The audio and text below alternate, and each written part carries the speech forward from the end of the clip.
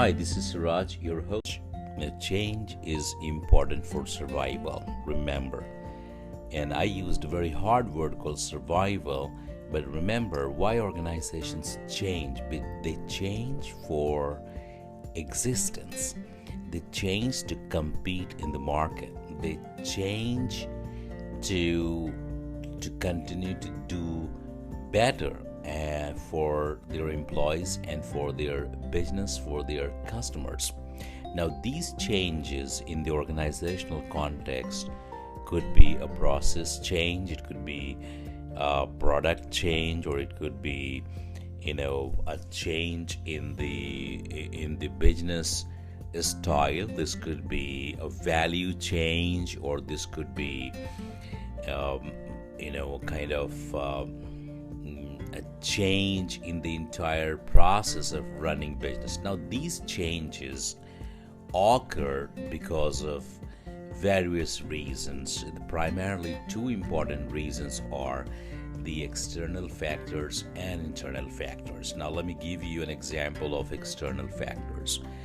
We all have experienced and we have seen how digitization, artificial intelligence, robotics, and so on and so forth have taken over the world. Now, the organizations who very early adapt to these changes would survive, and they would have sustainable growth, and they would have a better market share. If they do not, those organizations would not survive, and they would have pressure on the cost and revenue, and they might lose customers and so on and so forth. So that's what external factors are all about. Now, those and the external factors could also be because of the policy changes or some untoward disruption and things like that. The internal changes within the organization could be for employee engagement or towards performance management, for meeting business strategy goals and things like that. So let's say people feel they do not have the career, so you have to work around that, right? And let's say the engagement survey gives you an indication that a large number of people are not actively engaged. Then you have to take certain initiatives to ensure that people get engaged. Let's say you have mergers, you have integrations, you have acquisitions, and as a result of that, the organizational changes will happen, and those changes will impact people. So the next question is, what is the impact of change, right? So change is painful. So if the change management is not done properly in an organization, it could have devastating results.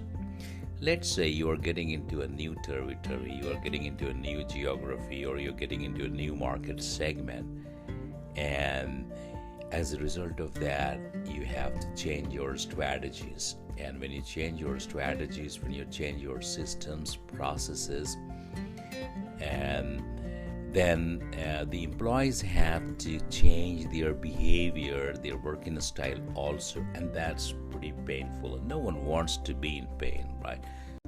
So it is very important for leaders to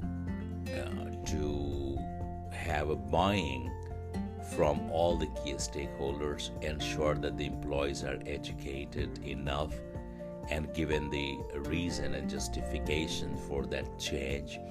The communication happens on time and it happens regularly, and the managers and leaders have the responsibilities to communicate with their employees and bring them up to this speed and make them feel the owners of that change, and make them feel that the changes are happening for the good. And of course, the changes are done for the good. But if it is not rightly communicated to the employees, if it is not rightly executed, it can really do a great damage to the organization. So I'm hoping that this podcast would be a little bit of help to you. And please do join our webinar on leading change, where we talk in details and have a lot of interactive discussions. So thanks for your time and listening to this podcast. We truly appreciate it.